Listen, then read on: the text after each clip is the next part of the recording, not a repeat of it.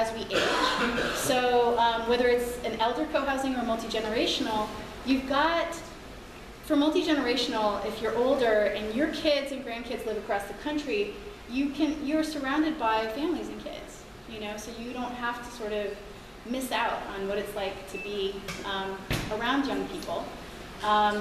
And the other piece of it is that if you need something, you've got all of the support around you, and you're never going to end up slipping in the bathroom and nobody's going to find you.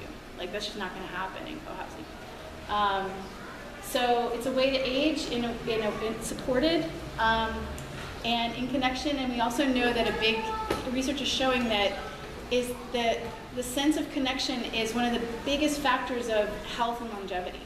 And so when people start isolating in older age, it starts to become increasingly hard on their health.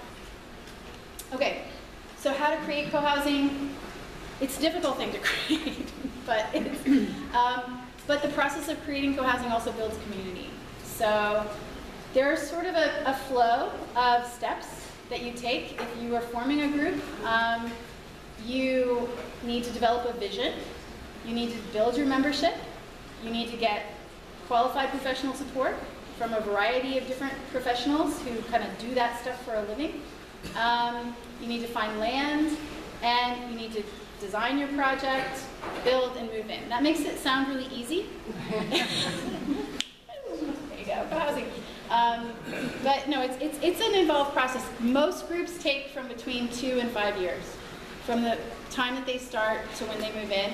And 2 years is incredibly fast. That is usually in a situation where you have a piece of land, you got a developer who is like, I want to build your community now, and I have the money to do it. So most groups are not that lucky. And for our group, it took us about 4 years to get to, from our early forming and vision stage to when we were built and moving in. That's fairly common. And depending on how disciplined the group is that is getting it off the ground and how sort of motivated they are to their timeline, they can be a little closer to the 2 years, or if they're a little more relaxed, they might stretch that out any number of additional years. The development process is, again, it's intense, and it demands a lot of the people who participate, and it has its rewards as well.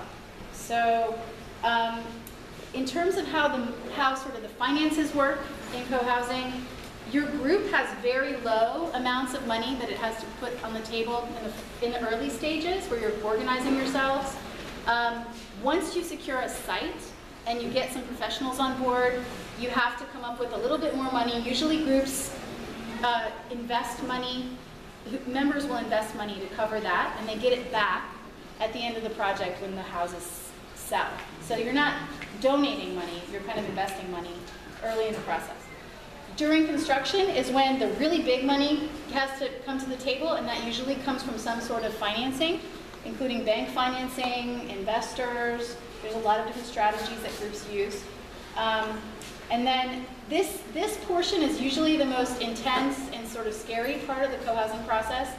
And then it sort of, once you guys start to move in, that's sometimes the peak of stress, because everybody's selling houses and trying to buy their house and getting moved in, etc. But then the thing to keep in mind is once you move in, this timeline goes way out in that direction. And you know, for me, it was like a 4-year process, and now I've been living in co-housing for 12, 13, 14 years. And I plan to keep living there. So it was every bit worth it, but this is a lot. This is a lot to take on when you're getting involved in creating co-housing. So I think I'm gonna turn it over to the groups that are here. But I just want to mention for you, if you're interested in exploring existing co-housing groups, there's a whole bunch that are within about a 2 to 3 hour drive from here. And these are ones that you might want to note down. You can find all of these on the National Cohousing website. Shadow Lake Village is mine in Plattsburgh. Blueberry Hill is located in Vienna.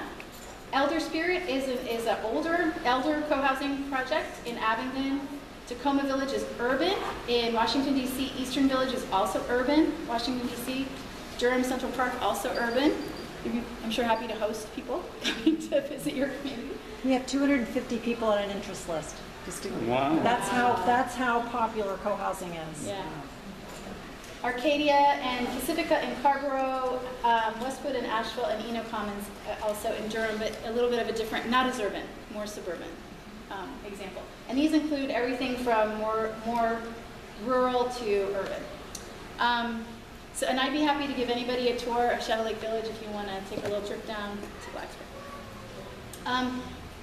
The 5 communities that are participating today, and that I'm hoping you guys will get a chance to learn about and talk to the folks, is Richmond Cohousing, Urban Cohousing in Richmond, Jubilee Cohousing in Floyd, Virginia, Emerson Commons in Crozet, right outside of Charlottesville, Harrisonburg Cohousing, Harrisonburg, Virginia, and Piedmont Eco Village, which I think is probably going to be in Powhatan, but it's not 100% clear yet, right? Maybe looking at land in Powhatan, but probably not in urban, but in more of the rural area around Richmond. Okay,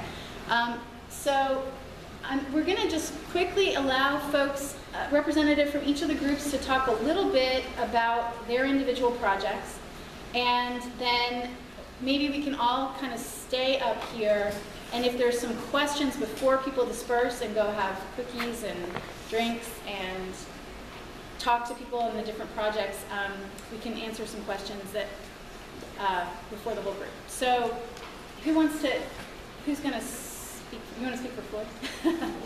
Walter Charles.